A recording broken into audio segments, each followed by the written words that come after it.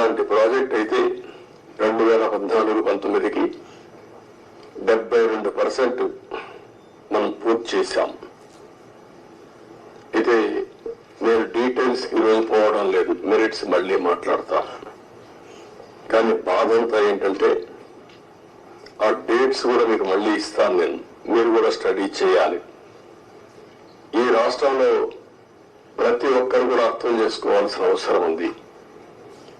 ఒక వ్యక్తి రాజకీయాలకి ఉండదగ్గ వ్యక్తి కాని వ్యక్తి రాజకీయాల్లోకి వచ్చి రాష్ట్రానికి ఒక శాపంగా మారి, ఎందుకు నేను ఈ మాట వాడుతున్నానంటే ఇది ఒక ఉదాహరణ. పోలవరం కేస్ స్టడీ ఇలాంటి చాలా జరిగాయి. అతిపెద్ద తప్పు కాదు, తప్పు కంటే కూడా ఒక శాపంగా మార్చేశారు రాష్ట్రానికి. మామూలు కాదు ఇది, క్షమించరాని నేరం కూడా. ఒక చిన్న తప్పు చేసేదో అనుకుంటాం, అలాంటి పెద్ద ఇది చేసి డయాఫామ్ వాల్, ఇక్కడుండే ప్రెస్ లో మీరు చాలా మంది ఉంటారు. నేను దగ్గర 30 సార్లు వచ్చే 31సారి ఈ ప్రాజెక్ట్ కి. నా మనసంతా ఈ ప్రాజెక్ట్ మీద ఉంటుంది. అందరికంటే ఎక్కువ బాధపడే వ్యక్తిని నేనే. నా కష్టాన్ని బూడిదలో పోసిన పన్నీరుగా చేశారు.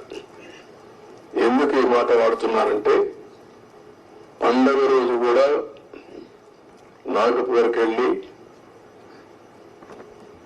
ఇప్పుడు గట్కర్ ఎక్కడ ఉంటే వాళ్ళ ఇంటి దగ్గర ఉంటే పోయి ఆయనతో మాట్లాడి, అదే వారిగా అప్పుడు ఉమాభారతి మినిస్టర్ అంటే ఆవిడని కన్విన్స్ చేసి, ఎక్కడ ఎలాంటి అడ్డంకులు లేకుండా అన్ని అడ్డంకులు, ఇక్కడ కూడా ఒకసారి 2 సార్లు అయితే ల్యాండ్ ఎక్విజిషన్ అప్పుడు అంతా కూడా కొంత ట్రబుల్స్ క్రియేట్ చేస్తే వాళ్ళందరినీ పిలిపించి నయానా భయానా చెప్పి వాళ్ళకి కన్విన్స్ చేసి వాళ్ళకు లిబరల్ గా రీహాబిలిటేషన్ కానీ రిలీఫ్ కానీ ఇచ్చి మొత్తం చేశాం. వీటి చేసిన పని మీరు చూస్తే ప్రభుత్వం వస్తానే రివర్స్ టెండరింగ్ అన్నారు.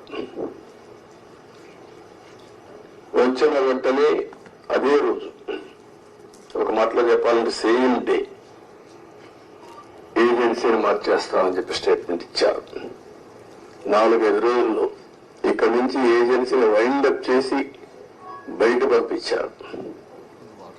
ఉండే స్టాఫ్ అంతా మార్చేశారు. ఆ ప్రిన్సిపల్ సెక్రటరీ, ఇంజనీరింగ్ చీఫ్ అందరినీ మార్చేశారు. అక్కడి నుంచి ఎవ్వరికీ తెలియని వ్యక్తులు పెట్టేశారు. ఇక్కడ 19-20 వరదలు వచ్చాయి. గోదావరి వరదలు వస్తే ఎంత తీవ్రంగా వస్తాయో మనందరికీ తెలుసు. 2 సార్లు వరదలు వచ్చి మొత్తం మీరు చూస్తే దగ్గర డయాఫామ్ వాల్ 4 చోట్ల బ్రీచ్ అయిపోయింది. 35% డ్యామేజ్ అయింది.